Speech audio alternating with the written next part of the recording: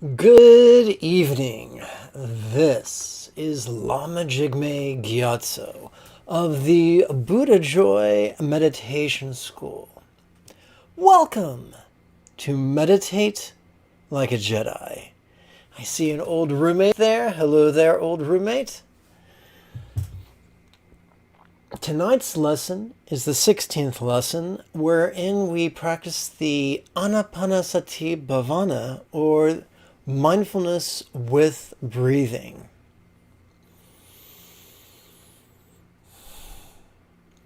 If you find any value in these live streams or podcasts or blog posts or class handouts, numerous and free to download, then please consider supporting this channel using the link in the description area below the live stream.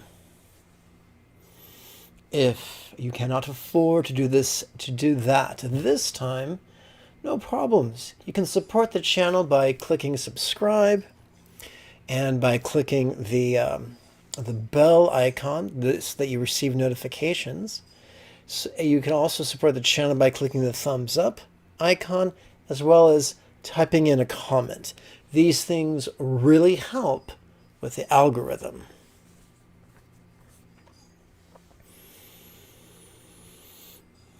I shall now open up tonight's practice text. And as you can see, it is a Word document. However, a PDF version of this is already available for download from the download page, whose link can also be found in the description area below the video.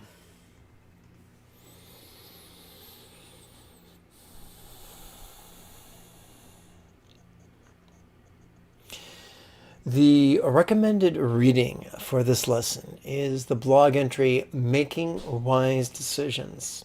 And the easiest way to find that blog post is to look up the 16th lesson on the downloads page. Let's turn now to page 56.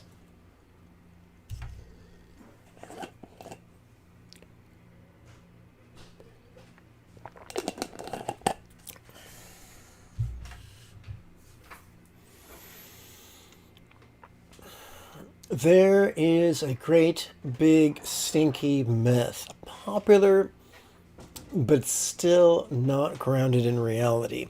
And the myth says that when in doubt, concentrate upon one's breathing to the exclusion of all else. Well, that's great if your goal is to escape. However, if your goal is to practice mindfulness, that concentration is your nemesis. Scholars far wiser than myself have chosen to translate anapanasati as mindfulness with breathing. The context of the sutta that you've already been encouraged to read and that is already available for download on the page makes it quite clear by the context that rather than just concentrating on our breath, we are coordinating with our breath. What? What are we coordinating with our breath? Silent and mental recitations that we call contemplation. Unless you prefer Pali, then we would call it vipassana. You see, quick bit of history. According to legend, Siddhartha was born the son of a king, and lived a life of debauchery in a palace. At his 30th year, he had an epiphany that sufferings were not going to be avoided through mere sensory indulgence. So he left home and became Gautama the monk. He studied with not one but two prominent meditation teachers of his day who taught him concentration-oriented meditation. He worked very hard, and according to both of his teachers, he accomplished the path, so much so that they considered him their peer and wanted them to teach alongside with them. Before the Buddha was the Buddha, when he was still Gautama the monk, he thanked them very much. But he still hadn't found what he was looking for. And of course, I can't say that without thinking about the song by U2.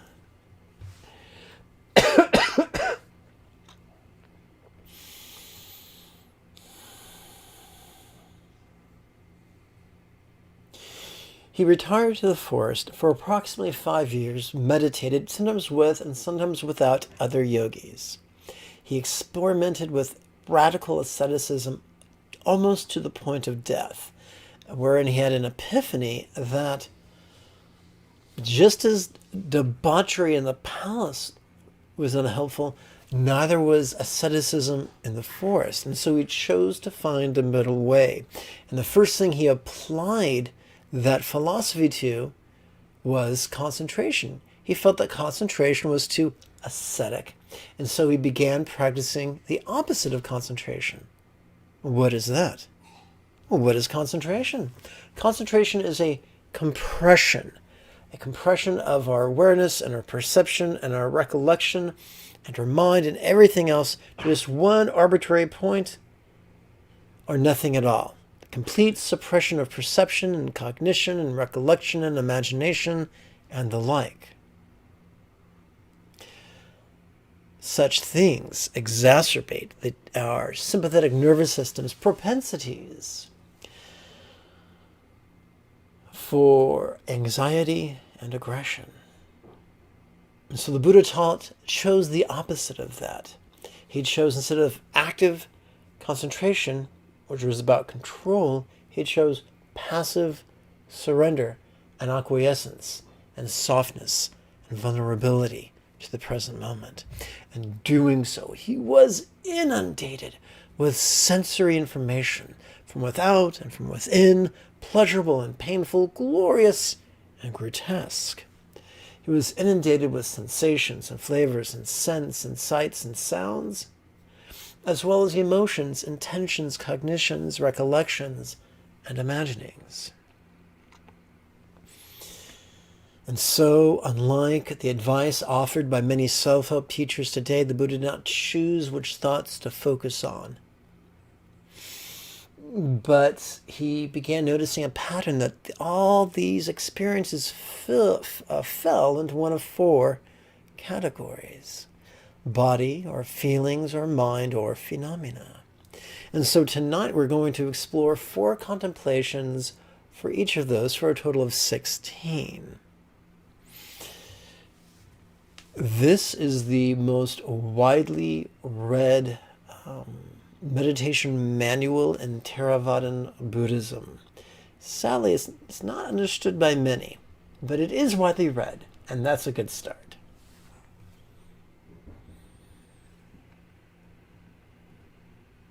So we're going to begin with the first of 4 bases of mindfulness, the body, or kaya, if you prefer Pali.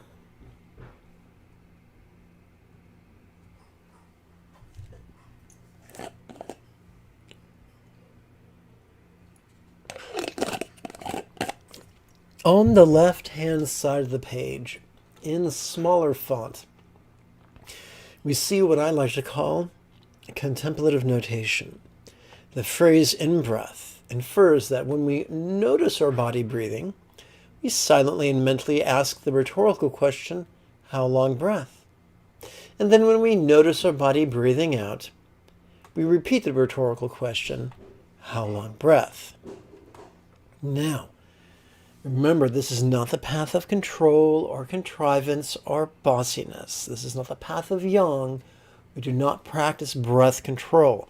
We do not choose how short or long or deep or shallow our breathing is. We are merely going along for the ride like a person in the theater watching a movie. Please excuse my allergies.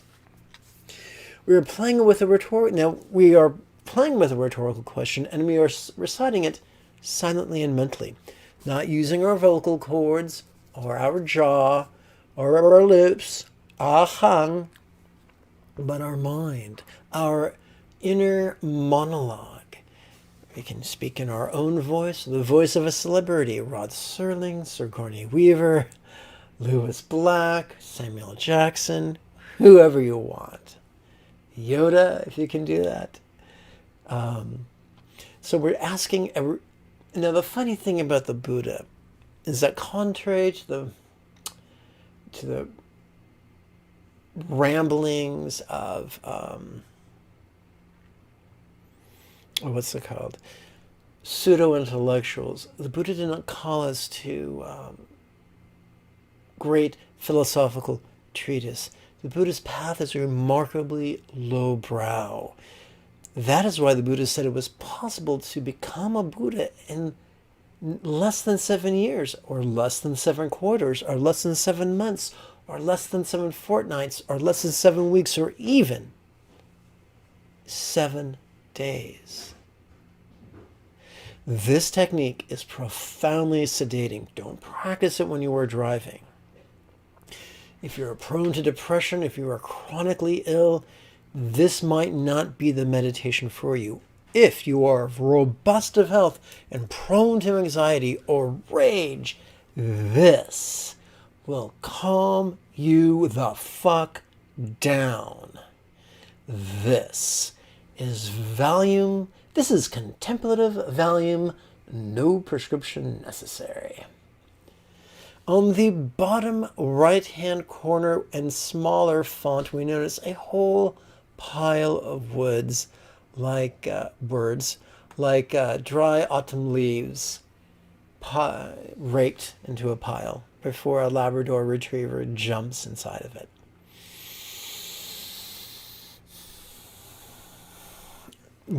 If the wording on the left was a contemplative notation, the wording on the right is a tabulatory notation, which is merely a pseudo-intellectual way of saying it's a way to not lose track.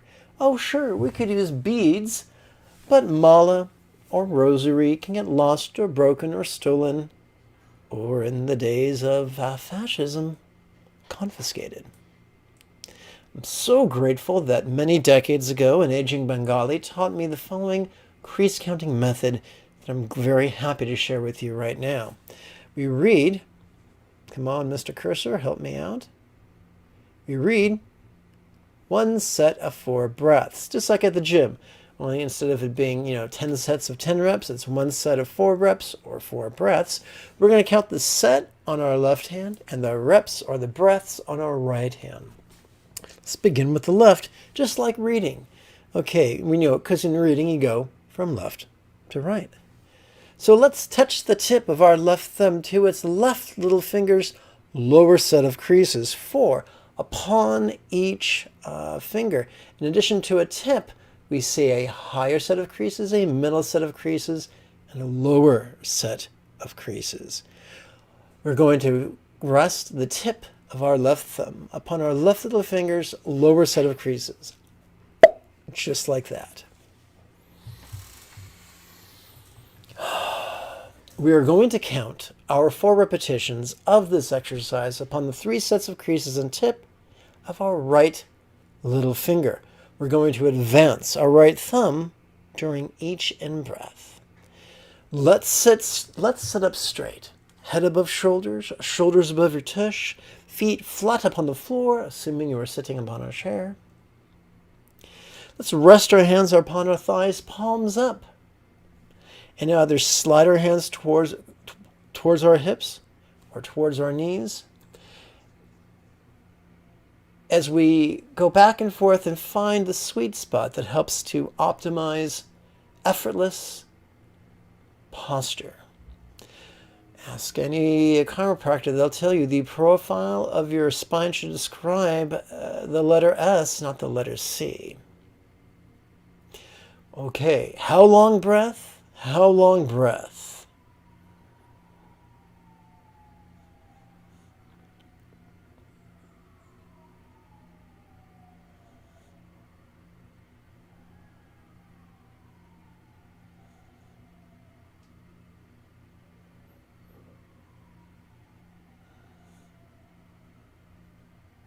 Easy. Now we move to the body's second meditation. And we're going to play with the opposite question. Instead of asking how long the breath, we're going to ask how short the breath. And yes, Lama Jigme's guided meditations really are where bad grammar goes to die a horrible, horrible death. I do not use bad grammar to torment you or out of lazy-mindedness, but because it is contemplatively useful. How short breath, relaxing. We're not controlling anything. We're not analyzing anything. We are passively playing with these words in harmony with our breathing. How short breath, relaxing. Let us count upon the 3 creases and tip of our right ring finger.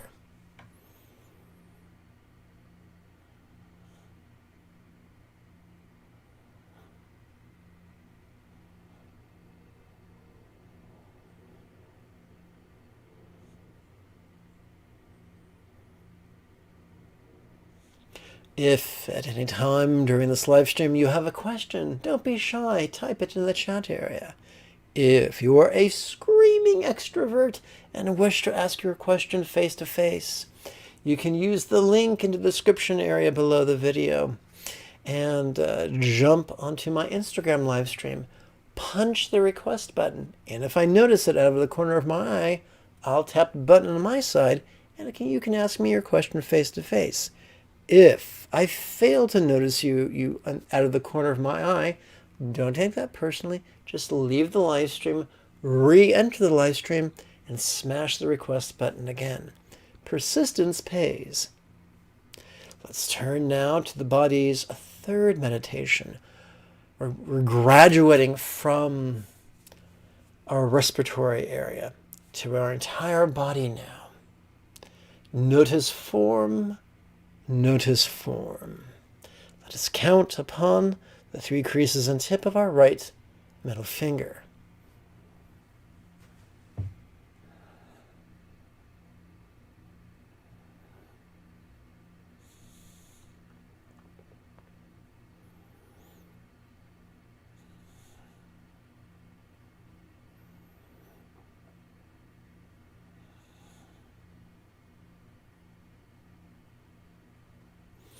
We come now to the body's 4th meditation.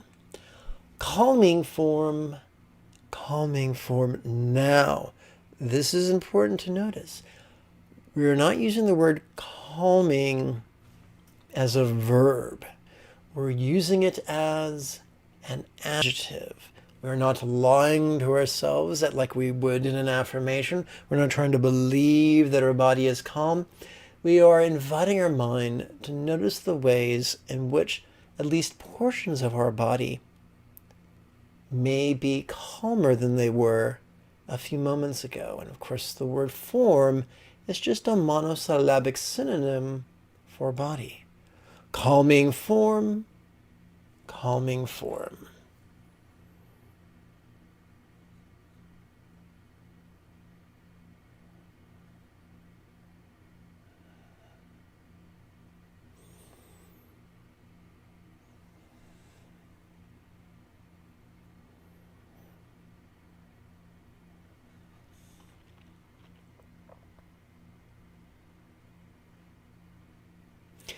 We have completed the first quarter of Anapanasati.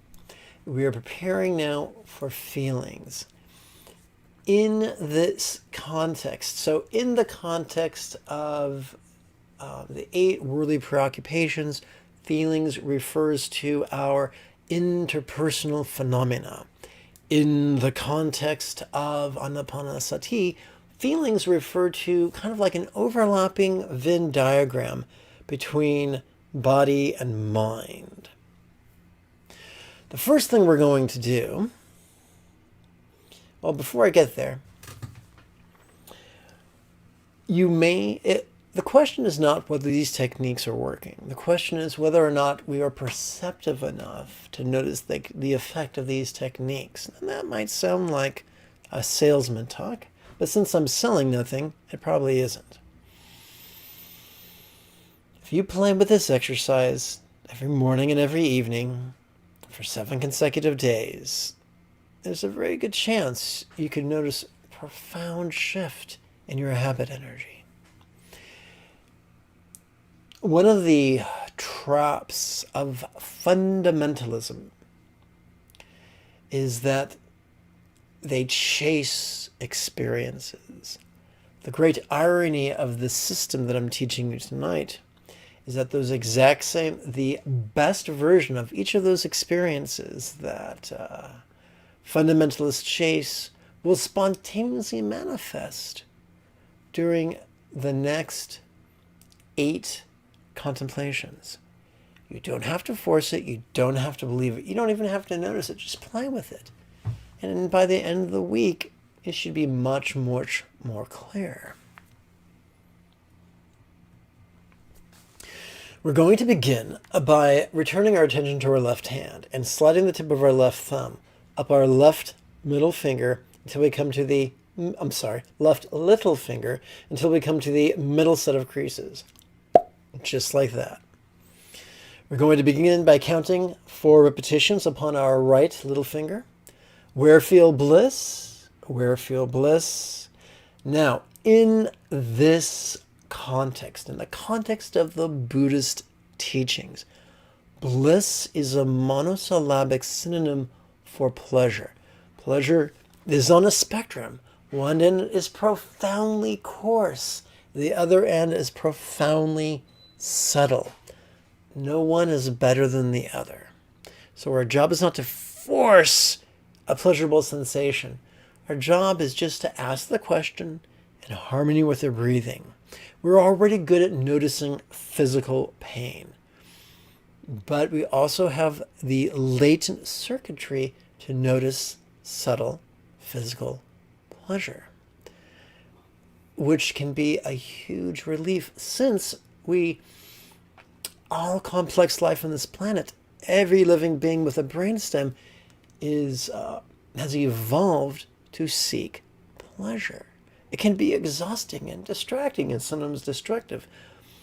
But to know that there's pleasure available at every given moment can help us to lose interest in some of humanity's more destructive pastimes. Where feel bliss, where feel bliss.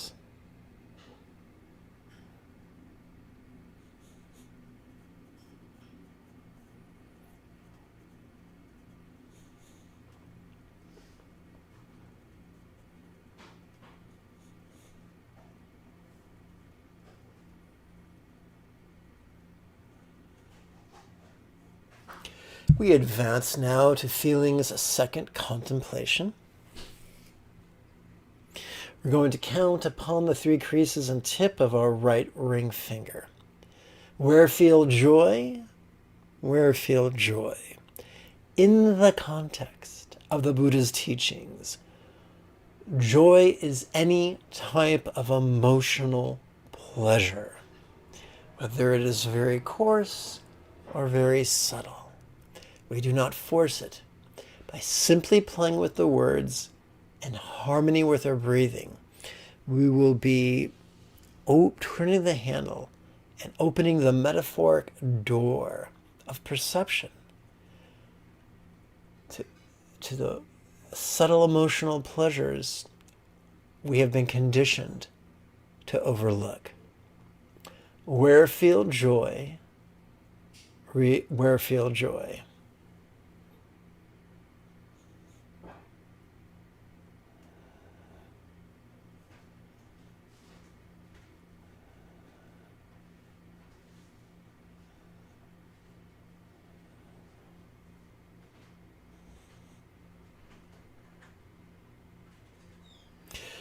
Let us advance to feelings third contemplation. Notice thoughts. Notice thoughts. So, in this context, thoughts are the coarser operations of the mind. They would include emotion and intention, which is like will, and thought and memory and imagination. So our job is not to control them or judge them or chase them or shove them away or analyze them. Our job is to simply silently and mentally recite notice thoughts, in harmony with our breathing. Sit back and enjoy the show. Come, let us count upon the 3 creases and tip of our right middle finger.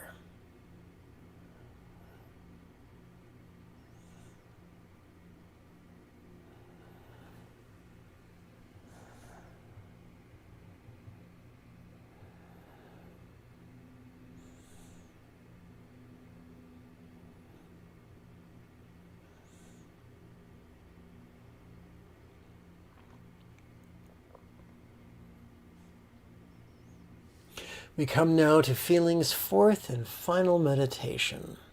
Calming thoughts. Calming thoughts. Now, once again, we're not using calming as a verb, but as an adjective. We are giving ourselves permission to passively notice the calming of our thoughts, the slowing down of our thoughts, the evening out of our thoughts. Let us count upon the 3 creases and tip of our right index finger. Calming thoughts, calming thoughts.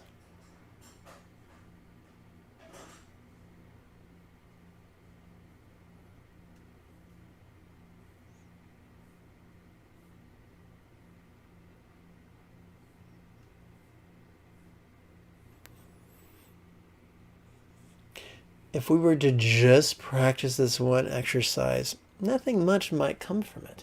But by practicing these precise exercises in this exact sequence, the calming of our thoughts, or at least the relative calming of our thoughts, is inevitable.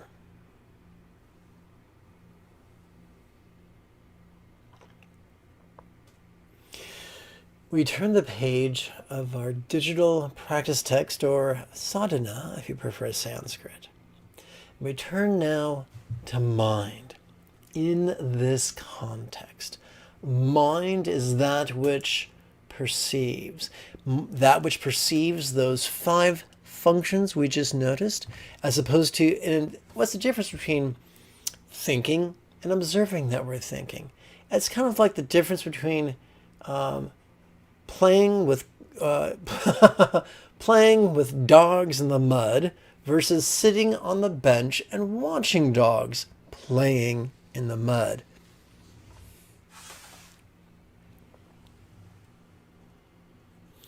We're going to advance the tip of our left thumb up our left little finger to that left little finger's higher set of creases.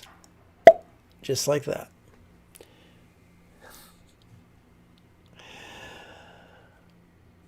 On the in-breath, we silently and mentally recite notice mind. And on the out-breath, we silently and mentally recite notice mind. We're going to count this upon the 3 sets of creases and tip of our right little finger. Notice mind, notice mind.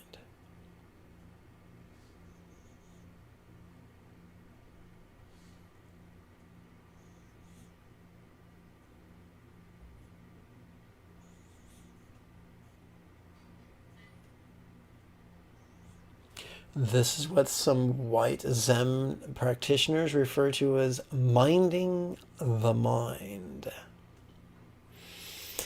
We come to the our mind's second contemplation. And we happen upon the phrase gladden the mind. We are not using gladden as a verb, but an adjective, by simply silently and mentally reciting gladden the mind in harmony with our breathing. We are shedding light on an area of mind that we typically treat like Cinderella, and that would be our awareness itself, our subtle awareness. And we will, as awareness of awareness gives birth to a subtle gladness. If you play with this twice a day, every day for a week, you could notice that as well. Give it a week. Let us count upon the 3 creases and tip of our right ring finger.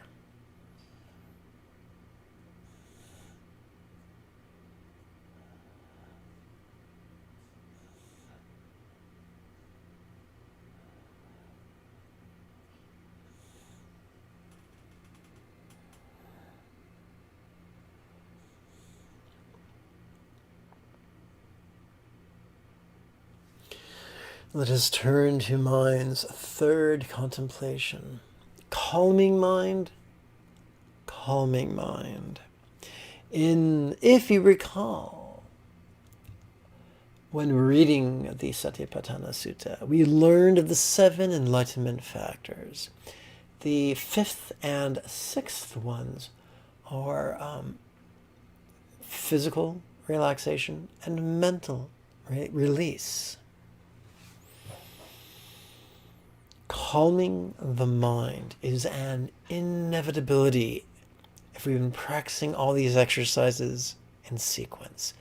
We're not stopping the mind from thinking or feeling or willing or recalling or imagining or perceiving. We are simply allowing mind to do so less neurotically, less erratically, less violently. Come, let us count upon the 3 creases and tip of our right middle finger. Calming mind, calming mind.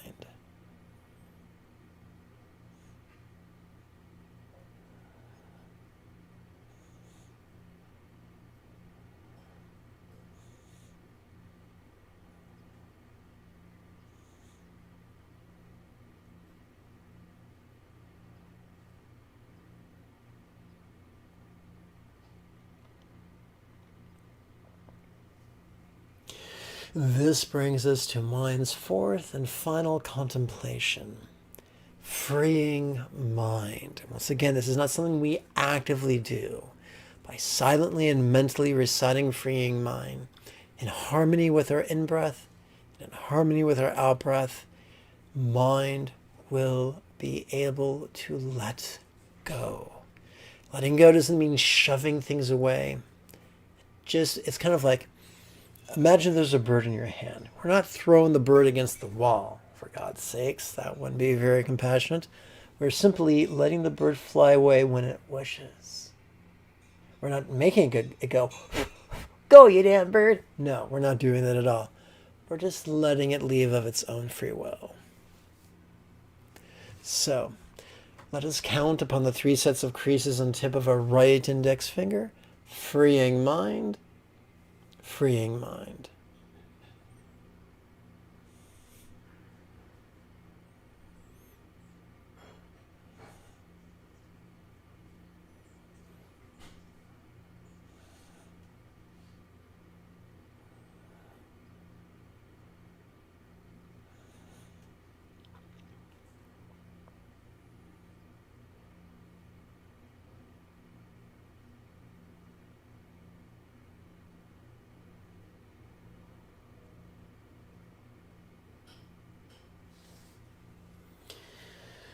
We've explored the first 3 bases of mindfulness. We've explored body and feelings and mind, and now it's time to explore phenomena.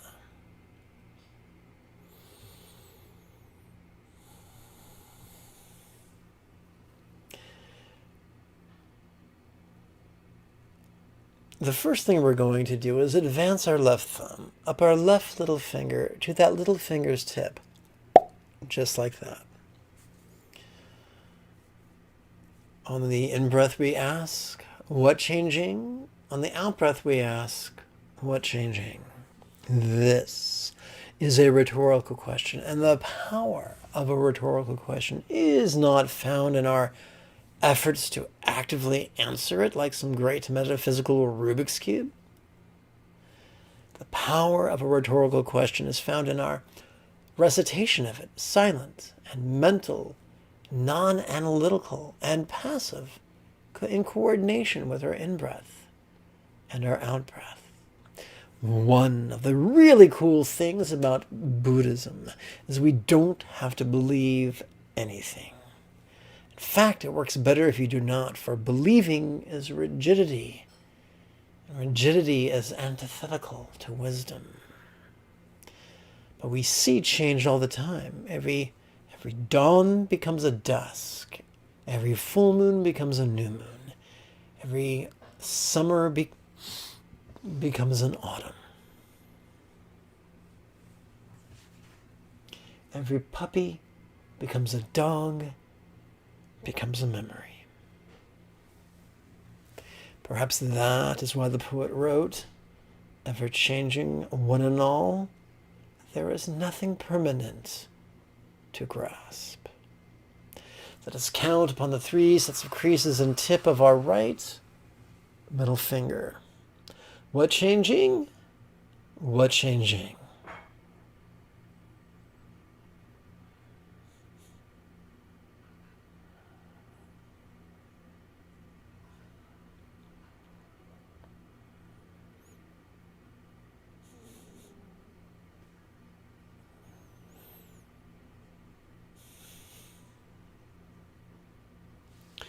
Return to phenomena's second contemplation and ask, what fading?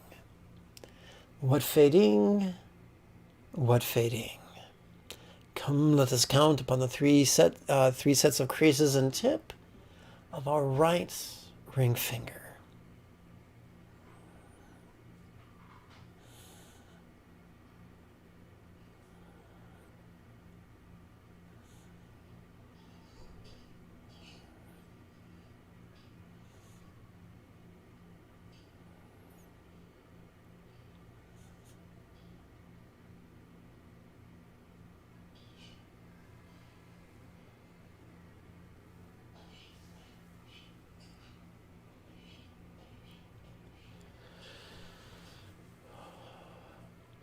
So we come to probably the scariest meditation or contemplation yet. What ceasing? Things end. If you drink a beverage, eventually the cup runs dry. If you watch a movie, eventually they roll end credits. An acquaintance just lost her husband this month. Marriages end, if not in divorce, then at the gravesite. This can be a scary thing that causes us great tension and anxiety and exacerbates our controlling tendencies. By allowing ourselves to be vulnerable to the possibility of cessation, that things come to an end, great peace could be had. Come, let us count upon the 3 sets of creases and tip of our right middle finger.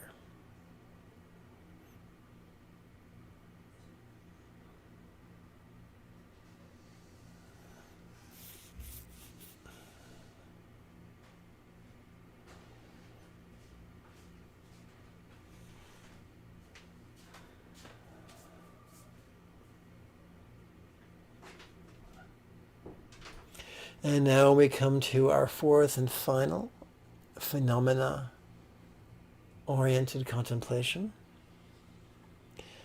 Releasing, which is a fancy way of saying letting go.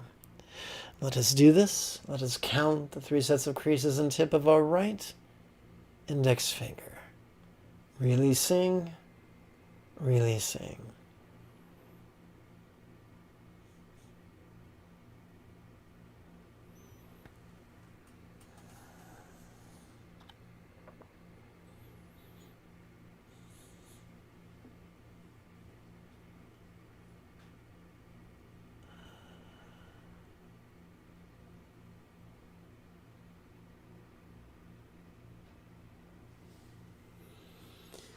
We've just sprinted through 16 contemplations. If our brain was a hound, right now it would be panting. So let's give it a rest, not with additional contemplation, but now with meditation. Meditation is much more spontaneous than contemplation is.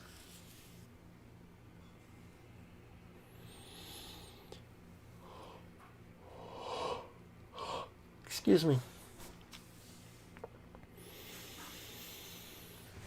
On the in-breath, we silently and mentally recite, notice this, and this is a pronoun, deliciously vague. We do not choose what to focus on. We focus on nothing, but we do notice things passively and vulnerably and without analyzing or even labeling. And whatever sensation or flavor or scent or sound or sight or emotion or intention or cognition or memory or fantasy we observe, we simply think of it as this. On the in-breath, we silently and mentally recite, notice this. On the out-breath, we silently and mentally recite, relaxing. And if you are a returning student, then you already know that all complex life forms on this planet are wired to relax with each exhalation, at least for every land mammal. Excuse me. And so, by silently and mentally reciting the word relaxing during our exhalation, we are coordinating or aligning our intention with our factory installed wiring. In other words, we are getting out of our own way.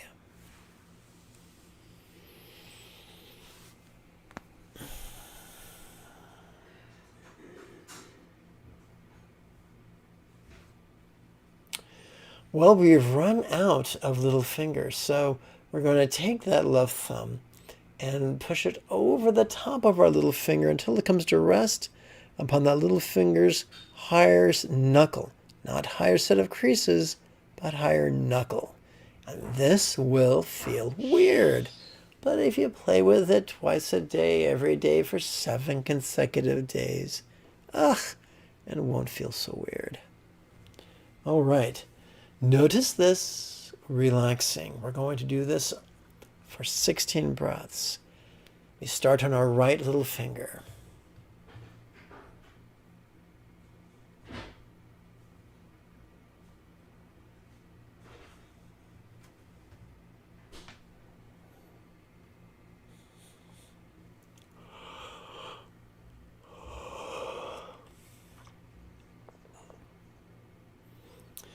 We continue on our right ring finger. Notice this, relaxing.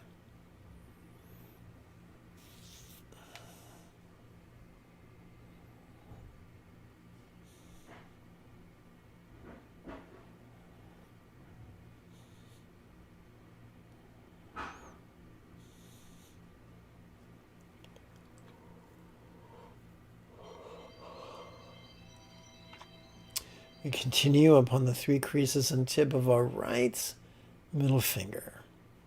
Notice this, relaxing.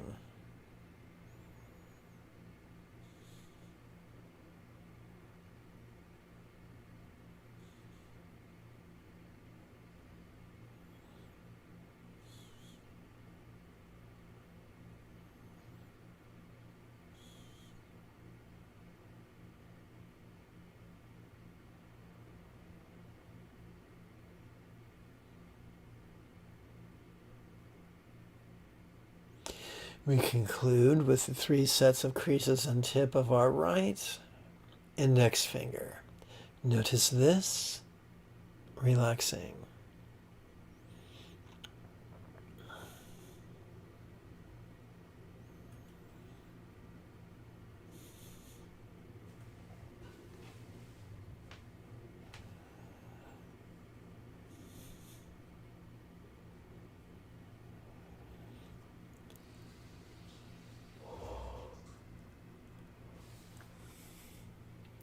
And this concludes tonight's, whoops, wrong button. This concludes tonight's live stream. As you practice this during the week, questions will occur to you. When they do, don't be afraid to ask me. Either through a direct message on Instagram, a comment on YouTube, or in your next live stream.